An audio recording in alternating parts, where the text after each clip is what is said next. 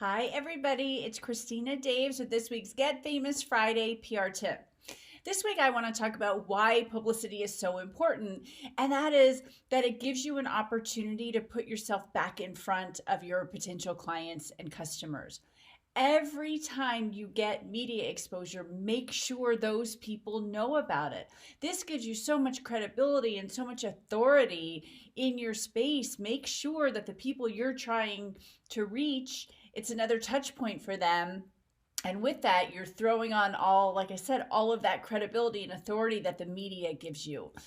So that is why you really want to get media exposure. And that's something you do with your media exposure is share it with your clients and customers. So that is this week's Get Famous Friday PR tip.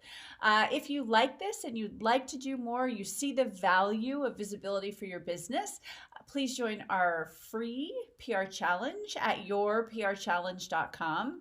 It lasts for 10 days. You'll get an email every day with an actionable item to help you get more visible and help you get media. So I will see you in the challenge, and then I'll see you in the media.